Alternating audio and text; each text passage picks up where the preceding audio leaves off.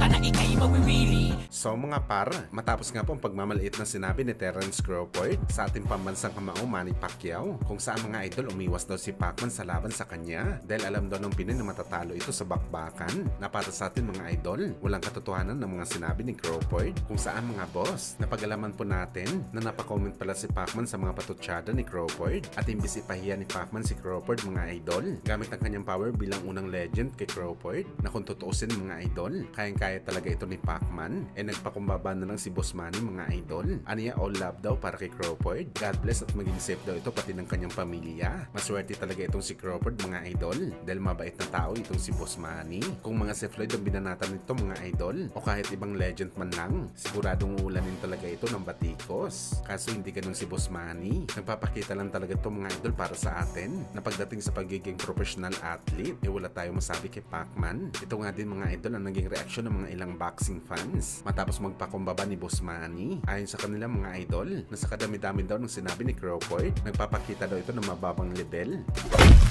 Samantala speaking ulit kay Crawford, brutal nga din po mga idol, sinupalpal ng Matchroom CEO na si Eddie Hearn itong si Crawford sa naging issue nito sa WBC matapos hindi ito magbayad ng sanctioning fee sa undisputed fight nito kay Canelo. Ano yan ni Eddie Hearn? Pinakita lang daw ni Crawford ang kabastusan nito sa isang company na siya daw ang tumulong sa kanya kung ano man ito ngayon sa boxing sports. Ang ginawa daw ni Crawford sa kwento na pumasok daw ang isang customer sa restaurant at umorder ng mamahalin na pagkain at pagkatapos kumain, namahalan daw sa presyo at salip daw na bayaran. Tumakas daw ito mga idol. Dagdag pa ni Eddie Hearn, hinahabol daw ni Crawford na maging undisputed. Tapos nang binigyan ito ng opportunity na maging undisputed, tatakasan daw nito ang responsibilidad niya sa sanction fees. Hindi daw magiging undisputed si Crawford kung wala ang WBC. Kung saan mga idol, dito na nga pumasok sa isip natin na sa ngayon talaga imposible na maging undisputed si Crawford sa pang-apat nito na division. Sigurado tayo mga idol na ayaw na pumayag ng WBC na lumaban pa ito sa kanilang titulo.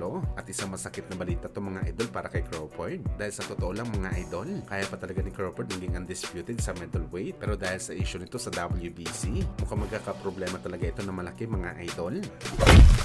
Sa kabilang banda naman mga boss, General Casimero, opisyal na ang laban kay Misokoshi sa undercard ni Yabuki at Alvarado sa December 27. At kagaya sa ina-expect natin mga idol, sumigaw kaagad si Casimero na paldo. Kaya abangan natin ang laban ni Alas mga boss. Ang hindi lang talaga natin alam kung common event ba ang laban ni Casimero dahil bout 8 po ito sa nakalagay na poster. Ibig sabihin nito mga idol, matapos ang 7 vs 7 na laban sa pagitan ng Japan at Kyrgyzstan fighters, si Casimero nang susunod na lalaban. Meron kasi nang sabi mga boss na undercard lang daw si Casimero kay Kenneth Luber. Si Luber daw ang common event at hindi si Alas. At siya daw ang bout number 9 bago kay Yabuki. Kaya abangan natin to mga idol.